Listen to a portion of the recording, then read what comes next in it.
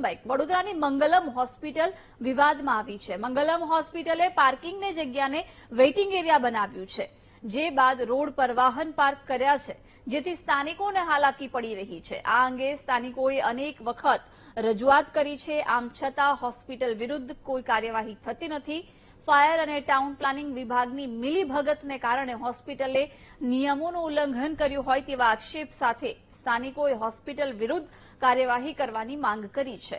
ઉલ્લેખનીય છે કે વડોદરામાં મંગલમ હોસ્પિટલ સહિત અન્ય હોસ્પિટલે પણ નિયમોનું ઉલ્લંઘન કર્યું છે, જેથી આ હોસ્પિટલ વિરુદ્ધ ક્યારે કાર્યવાહી થશે તે મોટો સવાલ ઉભો થયો છે।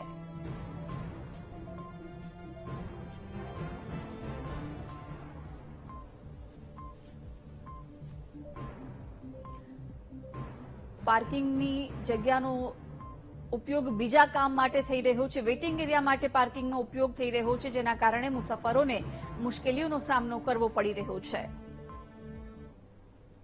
મહાનગરપાલિકાના ટાઉન પ્લાનિંગ વિભાગની મિલીભગતના કારણે અનેક હોસ્પિટલો છે કે જેમને પાર્કિંગની જગ્યા છોડી જ નથી।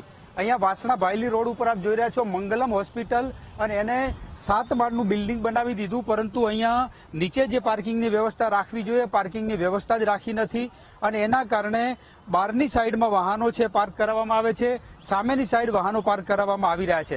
એટલે જ્યાં પાર્કિંગ છોડવાનું હતું એ જગ્યાએ છોડ્યું જ નથી, અને એના કારણે સ્થાનિક લોકો છે એમને ભારે મુશ્કેલી પડી રહી છે, સ્થાનિક સોસાયટીના લોકો છે એમને મુશ્કેલી પડી રહી છે।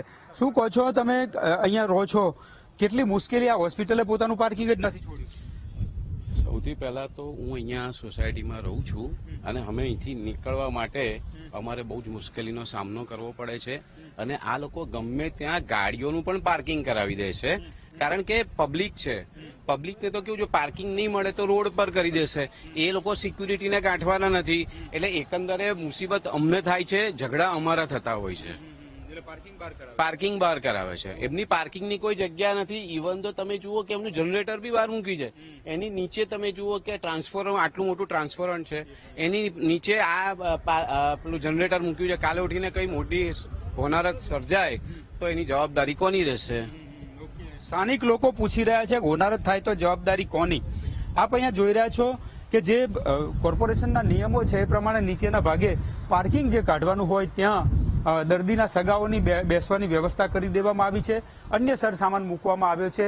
એટલે કોર્પોરેશનના જે નિયમો છે એને આ જે હોસ્પિટલના સંચાલકો છે એ ઘોડીને પી ગયા છે, અને જે વ્યવસ્થા રાખવી જોઈએ નથી રાખી। કોર્પોરેશનનું તંત્ર ક્યારે જાગશે? મોટી હોનારત થાય ત્યારબાદ તંત્ર જાગશે, એક મોટો સવાલ છે। મંગલમ હોસ્પિટલના સંચાલકોએ હોસ્પિટલની બહારની બાજુમાં જ જનરેટર મૂકી દીધું છે, અને રોડની સાઈડમાં જ આ તમામ વ્યવસ્થા છે રોડ ઉપર કરી દીધી છે। પોતાની જગ્યામાં આ બધી વ્યવસ્થા કરવાની હોય એના બદલે રોડની સાઈડમાં આ તમામ જે વસ્તુ છે ગોઠવી દેવામાં આવી છે, અને કોર્પોરેશનના GDCRના જે નિયમો છે એનું સરેઆમ ઉલ્લંઘન થઈ રહ્યું છે।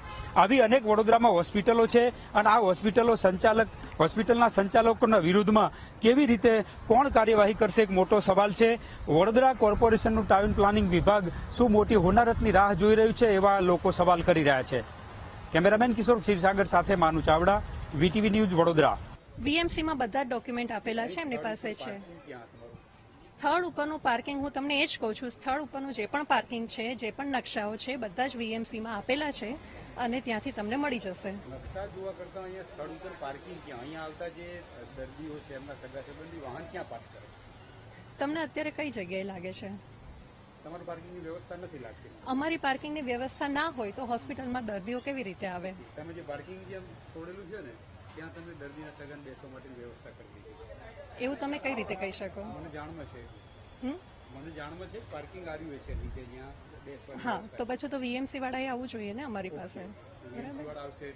હા, બરાબર, અમે કરી દઈશું, અને અમારી વ્યવસ્થા છે જ, એટલે તમે એવું ના કરો। અમે છે ને ઓલરેડી ભાડા પર જગ્યા લીધેલી જ છે પાર્કિંગ માટેની। અત્યારે જે જગ્યાએ વાહન મૂકેલા છે એની અમે કરેલું છે।